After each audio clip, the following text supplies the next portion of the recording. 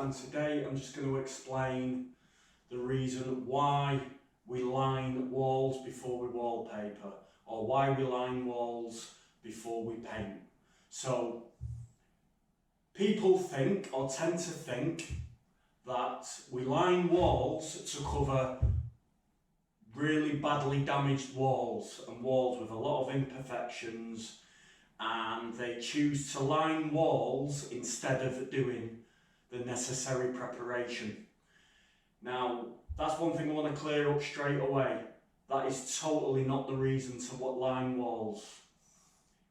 So, if you come to a situation where you think, do you know what, I can't be bothered doing all the filling, I can't be bothered doing all the sanding to get the walls in good condition and make them good, I'll line the walls instead. Now that is the time when you do not use lining paper, guys. That is not the reason. So I know people say it out there, but if you're in the trade and you know what you're doing, it's a no-no. Now all walls must be prepped before any painting's done, before any wallpapering's done. This is the most important thing in painting and decorating. If you cut that corner, if you miss that little detail out, the end product will never be a good end product. It's all in the preparation, guys. So I just want to explain the reasons why we use lining paper.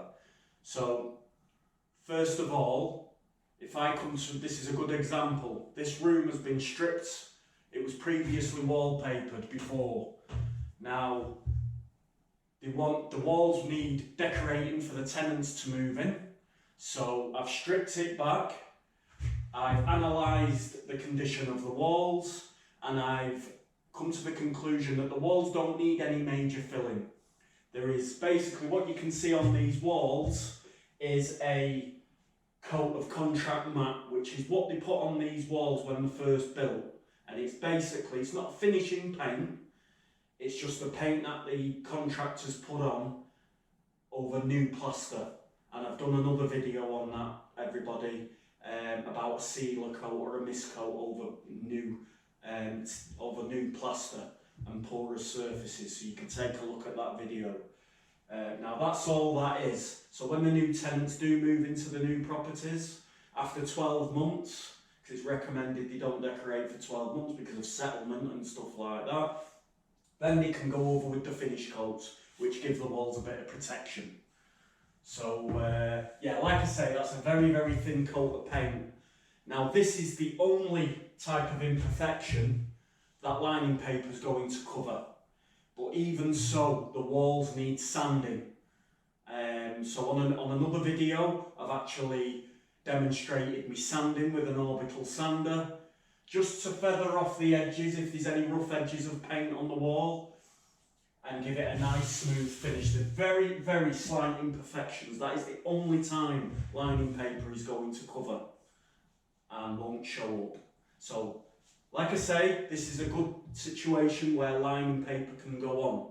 Now, the lining paper that you use is important as well. So, there is different grades of lining paper. They go from 600, which is very, very thin, to up to 2000, which is like cardboard. It's very thick. I don't ever recommend using the thicker ones, especially if you're going to be painting over, because the thicker you go with the lining paper, the more chance of the joints and the seams showing. This is very important. So for me, I would recommend not going over 1200 grade, which is what this is today, guys. That's a 1200 grade lining paper. Now this is a woven lining paper.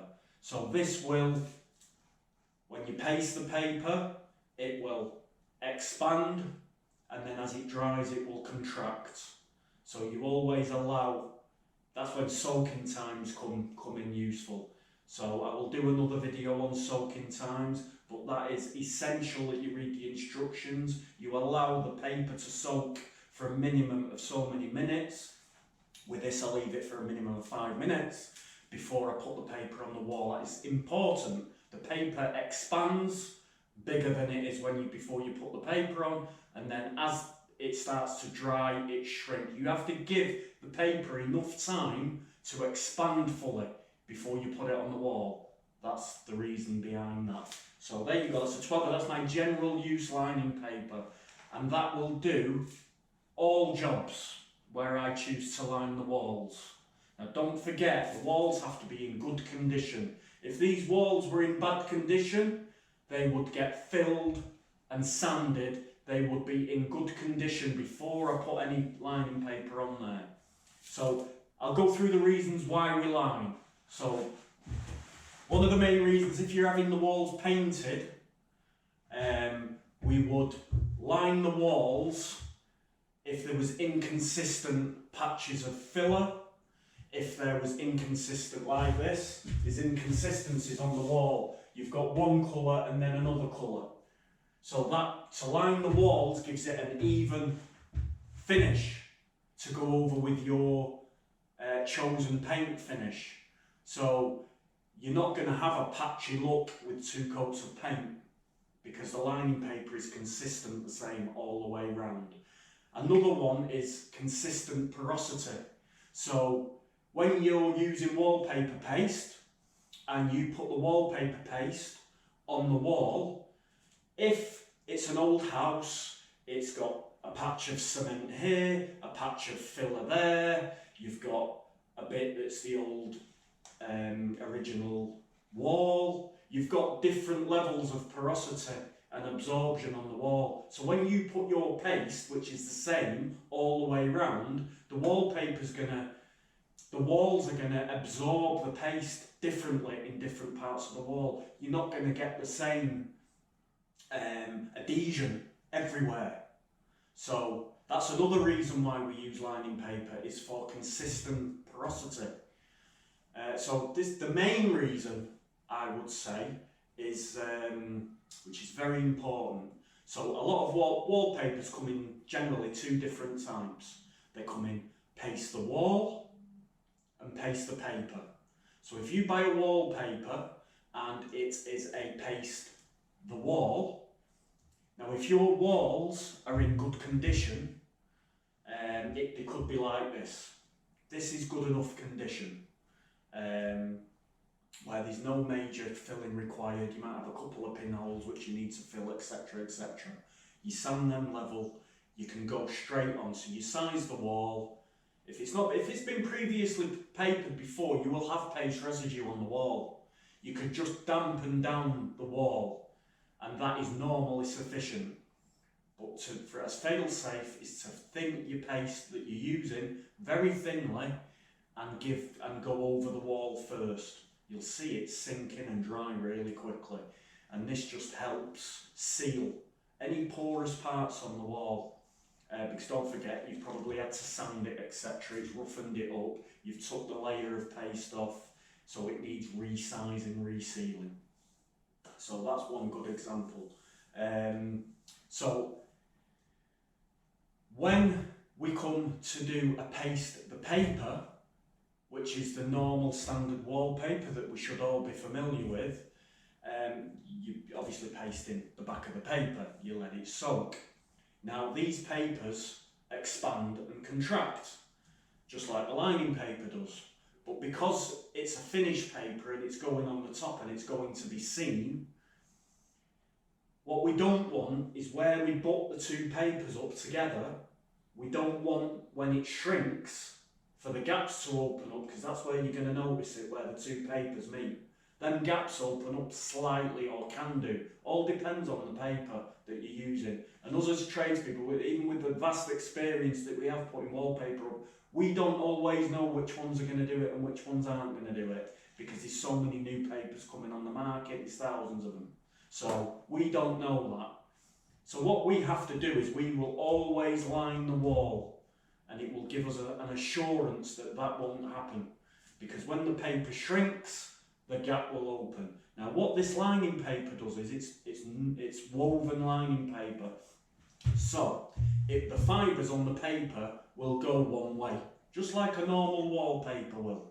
So you imagine you put in, if you look under a microscope, you put in a wallpaper on the wall and it's got loads of little fibres. Them fibres will shrink together and that's what gives you the gap. Now what this does is, if you're wallpapering over, you cross line it.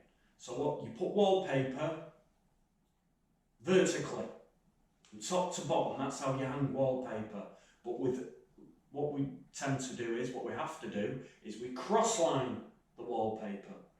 So the wallpaper and the fibres are going that way, and then when you put your wallpaper on top of them fibres, they're cross-hatched.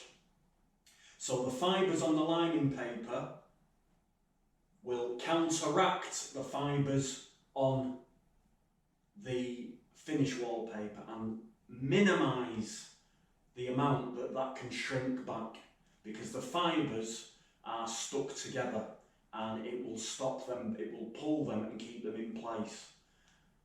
That's the best way I can explain it. That's why we cross line before we hang normal paste paper wall coverings. So I hope that's, I hope you understand that, everybody.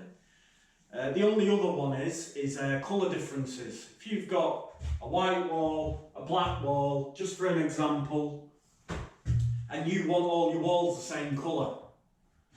Now, sometimes, rather than sticking an extra 2 coats on that wall, sometimes it's easier, believe it or not, just to line the walls and give the room consistent colour. So then when you put in your paint on top, it's going to cover in 2 coats, which is a normal system. So there's 4 reasons why we line walls, guys. Not because the walls are bad. Don't let anybody tell you that. They don't know what they're talking about if that's what they're telling you. Listen to the professionals. So that is why. So I hope this helps.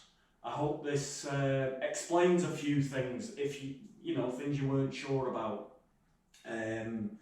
So today I'm going to be lining this wall, and I will do another video on the preparation of lining walls. Look out for me other videos. There are videos of me actually lining walls and so on and so on. I'm sorry about that, my phone's going off. So anyway, subscribe, please like my videos. If you've got any questions, please ask. I'm here to help everybody. I can always do a demonstration on a specific thing that you want to learn about. So until then, everybody, take care. I'll see you soon.